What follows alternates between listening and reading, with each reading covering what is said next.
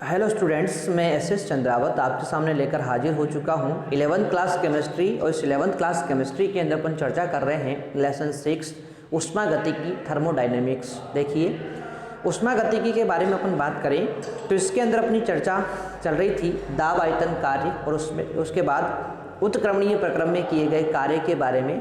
तो इन दोनों के फॉर्मूले मैं आपको बता चुका हूं विस्तार से, केवल फॉर्मूले ध्यान रखना है, वही आपसे पूछे जाते हैं। पूरा विस्तार से आपको सारी चीज़ें नहीं पूछी जाएगी, ठीक है। तो वो मैं आपको बता चुका हूं। अब अपन बात करने वाले हैं नेक्स्ट टॉपिक के बारे में, और वो है अपना मुक्त प्रसार या मुक्त प्रसरण। अब सिंपल सी बात है, कोई भी गैस है उसको निर्वात में आप लोग छोड़ देते हैं तो वो क्या कहलाता है, गैस का मुक्त प्रसार कहलाता है। यानी किसी भी गैस का निर्वात में जो प्रसार होता है उसे मुक्त प्रसार अपन कहते हैं, ठीक है। तो ये बात आप लोग यहाँ पर ध्यान रखेंगे, ठीक है। तो टॉपिक है अपना मुक्त प्रसरण। मुक्त प्रसरण या इसको बोलेंगे मुक्त प्रसार, ठीक है। तो मुक्त प्रसरण बोलो या मुक्त प्रसार बोलो, बात एक ही है, ठीक है। तो क्या लिखेंगे परिभाषा, किसी गैस का निर्वात में प्रसार मुक्त प्रसार कहलाता है, ठीक है। किसी गैस का निर्वात में प्रसार मुक्त प्रसार कहलाता है,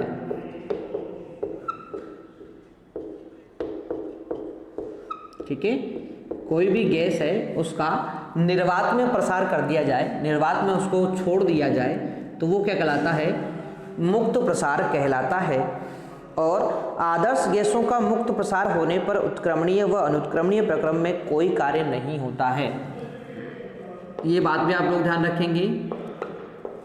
आदर्श गैसों का मुक्त प्रसार होने पर उत्क्रमणीय एवं अनुत्क्रमणीय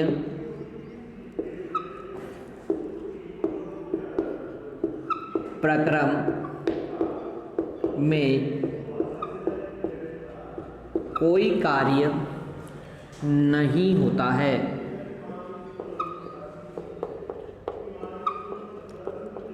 कोई कार्य नहीं होता है, ठीक है भाई। तो ये एक छोटा सा टॉपिक अपने पास था, मुक्त प्रसार या मुक्त प्रसरण, जिसके बारे में अपन यहाँ पर बात कर ली है। बस दो ही लाइन आप लोगों को यहाँ पर ध्यान रखनी है। सबसे पहला, किसी गैस का निर्वात में जो प्रसार होता है उसे मुक्त प्रसार कहते हैं। और दूसरा कि आदर्श गैसों का मुक्त प्रसार यदि किया जाए तो वहाँ पर उत्क्रमणीय व अनुत्क्रमणीय प्रक्रम में कोई कार्य नहीं होगा, ठीक है ना। तो ये चीज़ आप लोग ध्यान रखेंगे। अब बात करेंगे अगला टॉपिक, और वो आता है आपका ऊष्मागतिकी के नियम,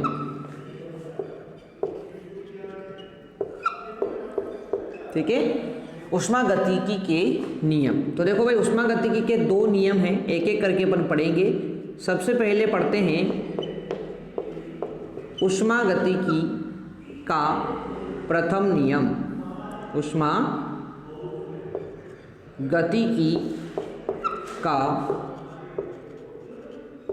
प्रथम नियम। अब देखो भाई, ऊष्मागतिकी के प्रथम नियम की बात करें, ऊष्मागतिकी का प्रथम नहीं पढ़ेंगे, यहाँ पर शून्य पढ़ेंगे, ठीक है ना। देखो, दो नियम है, ऊष्मागतिकी का शून्य नियम और प्रथम नियम, इन दो के बारे में चर्चा करेंगे, ठीक है भाई। चलो, तो ऊष्मागतिकी के शून्य नियम की अपन बात करें तो ये बोलता है, सुनो ध्यान से, ये क्या बोलता है, ध्यान से सुनना। ये मान लेते हैं इस प्रकार से, इस तरह से देखो, ये नियम बोलता है कि मान लेते हैं कोई दो वस्तुएं हैं ए और बी, ठीक है, ये दो वस्तुएं हैं, ये दो वस्तुएं ए और बी किसी तीसरी वस्तु सी के साथ तापीय साम्य में हो। क्या बोला? यदि कोई दो वस्तुएं ए और बी किसी तीसरी वस्तु सी के साथ क्या हो? तापीय साम्य में। तापीय साम्य का मतलब इस ए और सी का तापमान बराबर है, इस बी और सी का तापमान भी क्या है? बराबर। ठीक है, क्या बोला अपन ने कि कोई दो वस्तुएं ए व बी है, ये किसी तीसरी वस्तु सी के साथ तापीय साम्य में हो। तापीय साम्य का मतलब हुआ कि ए का तापमान सी के बराबर है, बी का तापमान भी किसके बराबर है? सी के बराबर है। तो ये नियम क्या बोलता है कि जब ऐसी कंडीशन होती है तो इन दोनों का आपस में तापमान भी क्या होगा? बराबर होगा।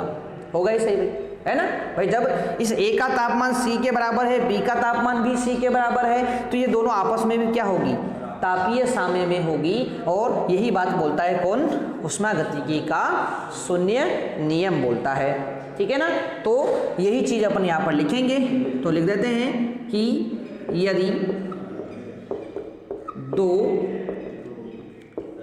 यदि दो वस्तुएं ए व बी किसी तीसरी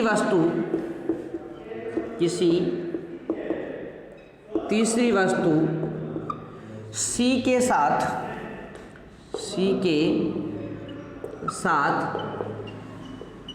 तापीय साम्य में हो, सी के साथ तापीय साम्य में हो,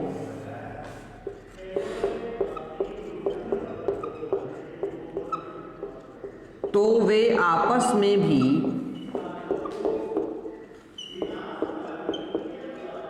तापीय साम्य में होती है। आपस में भी तापीय साम्य में होती है। और ये कौन बोलता है? ऊष्मागतिकी का शून्य नियम बोलता है। ठीक है भाई, तो ये होगी बात यहाँ पर। अब इसके बाद बात करेंगे अपन, दूसरा नियम है और उसको बोलेंगे अपन, ये शून्य है तो वो प्रथम हो जाएगा। तो अगला नियम है ऊष्मागतिकी का प्रथम नियम।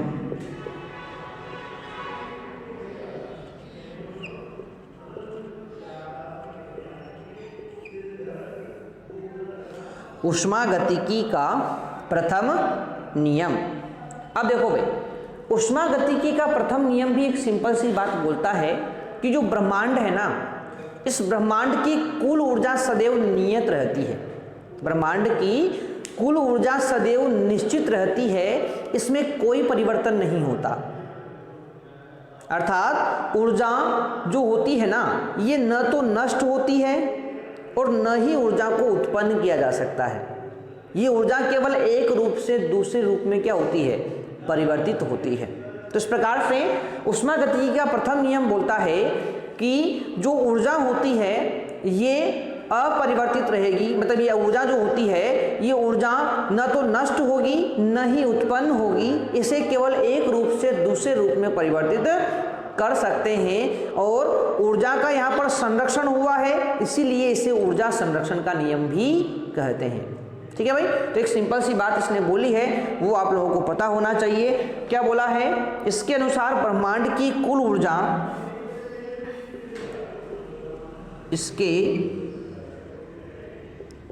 अनुसार ब्रह्मांड की कुल ऊर्जा सदैव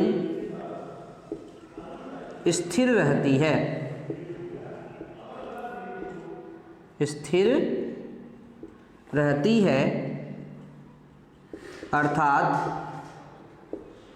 स्थिर रहती है अर्थात ऊर्जा को न तो उत्पन्न किया जा सकता है, ऊर्जा को न तो उत्पन्न किया जा सकता है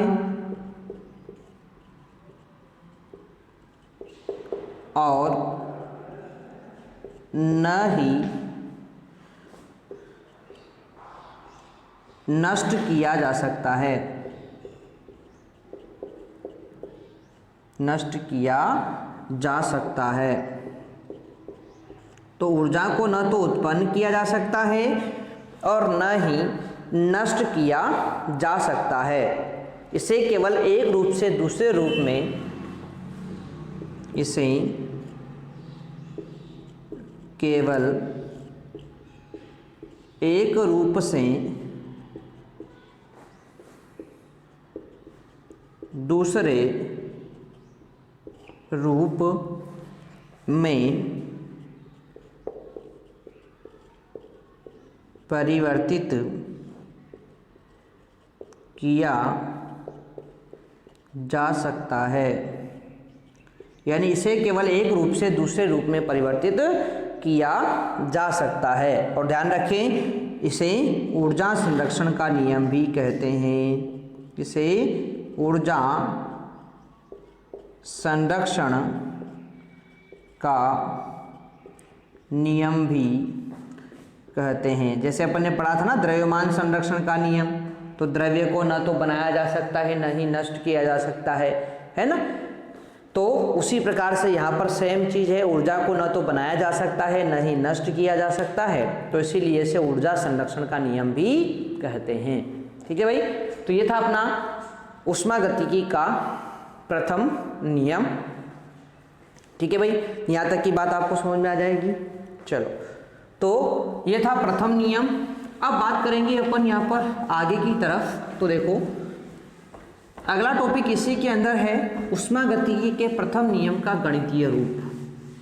ठीक है ना, ये भी कभी आप लोगों से पूछ लिया जाता है। ऊष्मागतिकी के प्रथम नियम का गणितीय रूप कभी आप लोगों से पूछ लिया जाता है, तो इसके बारे में चर्चा कर लेते हैं। यहाँ पर देखो, छोटा सा पॉइंट यहाँ पर है, ऊष्मागतिकी के प्रथम नियम का गणितीय रूप। ऊष्मागतिकी के प्रथम नियम का गणितीय रूप। अब किस प्रकार से लिखेंगे इस चीज को? तो देखो भाई, गणितीय रूप जो होता है वो बोलता है कि किसी निकाय की आंतरिक ऊर्जा में परिवर्तन जो होगा वो उसके द्वारा ग्रहण या उत्सर्जित की गई ऊष्मा तथा निकाय पर किए गए कार्य के योग के बराबर होता है। बहुत सिंपल सी बात है कि प्रथम नियम के अंदर गणितीय रूप में क्या बोला गया है कि निकाय की आंतरिक ऊर्जा में जो परिवर्तन होता है ना, निकाय की जो आंतरिक ऊर्जा है U, इसके अंदर जो परिवर्तन होता है वो निकाय के द्वारा उत्सर्जित या ग्रहण की गई ऊष्मा Q और किए गए कार्य W, इन दोनों के योग के बराबर होता है। ठीक है, और यही क्या है, यही आपका गणितीय रूप है। तो वो सिंपल सी बात है, आंतरिक ऊर्जा में जो परिवर्तन होता है वो निकाय के द्वारा ग्रहण की गई या निकाय के द्वारा उत्सर्जित की गई ऊष्मा Q और उसके द्वारा किया गया कार्य W के योग के बराबर होता है, और यही आपका ऊष्मागतिकी के प्रथम नियम का गणितीय रूप होता है। आ जाएगी बात समझ में? चलो, तो इसको लिख लेते हैं अपन। किसी निकाय की आंतरिक ऊर्जा में परिवर्तन, निकाय की आंतरिक ऊर्जा में परिवर्तन, किसी निकाय की आंतरिक ऊर्जा में परिवर्तन उसके द्वारा ग्रहण या उत्सर्जित, उसके द्वारा ग्रहण या उत्सर्जित की गई ऊष्मा, उत्सर्जित या ग्रहण की गई ऊष्मा तथा निकाय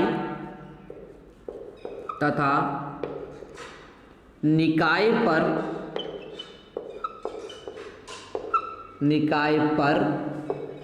या निकाय द्वारा किए गए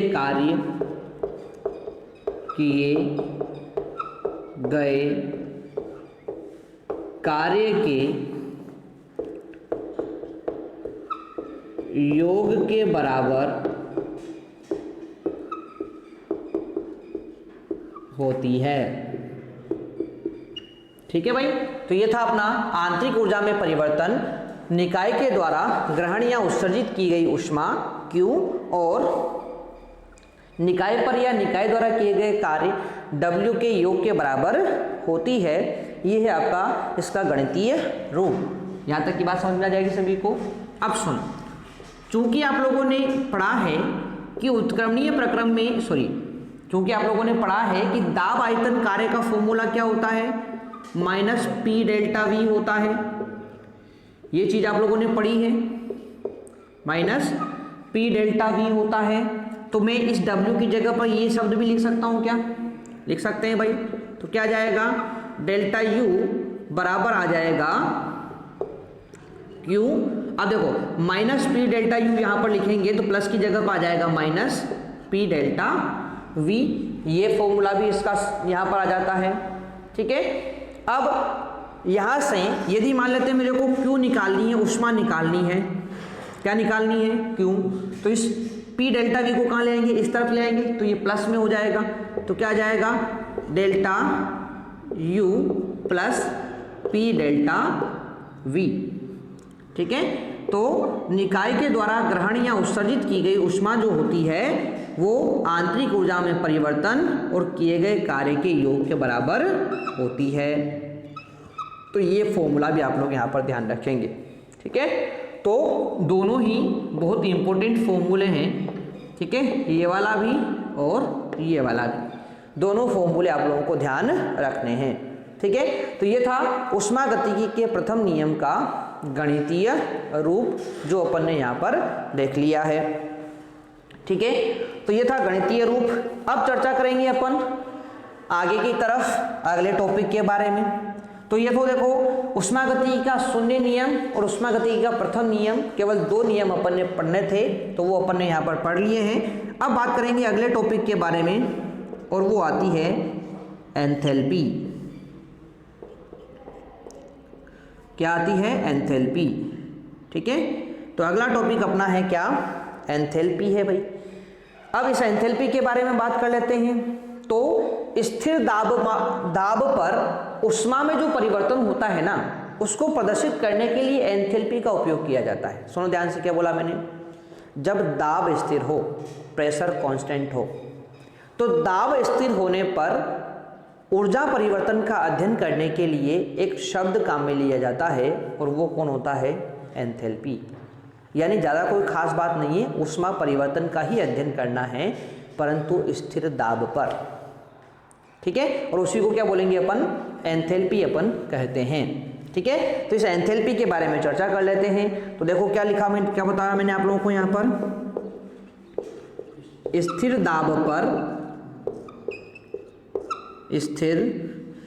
दाब पर ऊष्मा परिवर्तन को परिभाषित करने के लिए ऊष्मा परिवर्तन को परिभाषित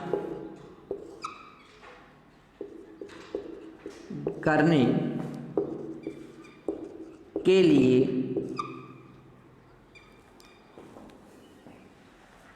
स्थिर दाब पर ऊष्मा परिवर्तन को परिभाषित करने के लिए दिया गया ऊष्मागतिकी फलन, दिया गया ऊष्मा गतिकी, दिया गया ऊष्मागतिकी फलन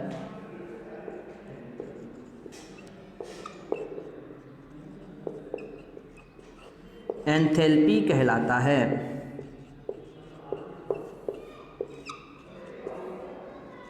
ठीक है, क्या कहलाता है? एंथैल्पी कहलाता है। यानी ज़्यादा कोई खास बात नहीं है। आप लोगों को क्या करना है? दाब स्थिर करना है। अब सुनो ध्यान से, एंथैल्पी का ऊष्मा परिवर्तन का फॉर्मूला क्या था? ये वाला था, Q बराबर delta U plus P delta V।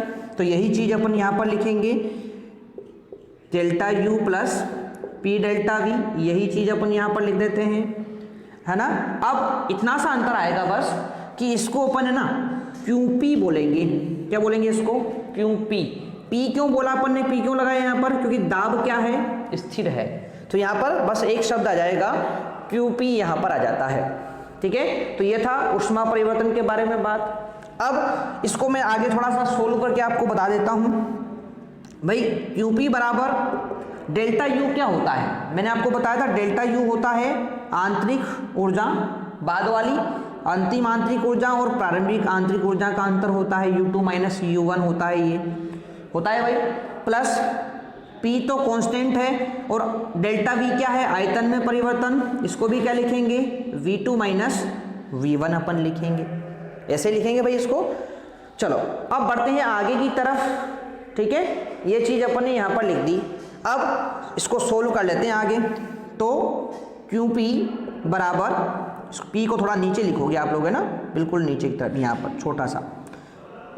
ठीक है, तो यहाँ पर ये वाली चीज़ तो सेम ही रहेगी, U2 माइनस U1 तो सेम ही रहेगा, प्लस P को अंदर गुणा कर देते हैं तो क्या हो जाएगा?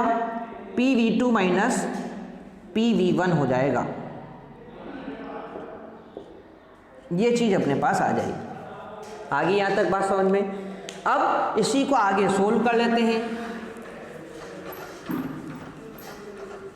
ठीक है, तो ज़्यादा कोई खास बात नहीं थी। अपन ने ऊपर जो आया था फॉर्मूला Q बराबर delta U plus P delta V, उसी के अंदर एक सिंपल सी चेंज यहाँ पर किया है। ठीक है ना। अब देखो भाई, यहाँ पर U2 minus U1 plus PV2 minus PV1 अपने पास आ चुका है। अब क्या करेंगे? 2 को एक तरफ ले लेंगे और 1 को एक तरफ ले लेंगे। ठीक है भाई, तो क्या हो जाएगा यहाँ पर? QP बराबर हो जाएगा यहाँ पर U2 plus PV2, U2 plus PV2, है ना, और माइनस U1 प्लस PV1, ये अपने पास आ जाएगा। अब चूंकि यहाँ पर U प्लस PV बराबर होता है H, तो इसकी जगह क्या जाएगा? H2, और इसकी जगह क्या जाएगा? H1। तो यहाँ पर क्या हो जाएगा? QP बराबर यहाँ पर तो हो जाएगा H2 और माइनस H1, और ये क्या जाएगा? एंथैल्पी में परिवर्तन डेल्टा H हो जाएगा। क्या हो जाएगा? एंथैल्पी में परिवर्तन डेल्टा H यहाँ पर हो जाएगा। ठीक है ना भाई, इस प्रकार से। तो ये फॉर्मूला अपने पास एंथैल्पी परिवर्तन का आ जाता है। ठीक है, ये H यहाँ पर क्या है? एंथैल्पी है। क्या है ये? एंथैल्पी है। ठीक है भाई, चलो। अर्थात स्थिर दाब पर निकाय द्वारा अवशोषित ऊष्मा उसकी एंथैल्पी परिवर्तन के बराबर होती है।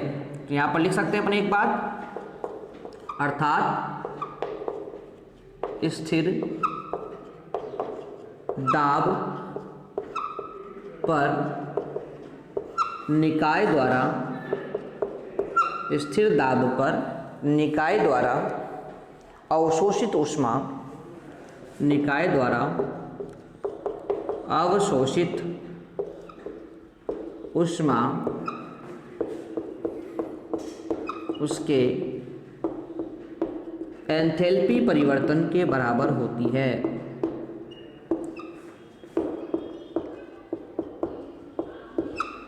बराबर होती है।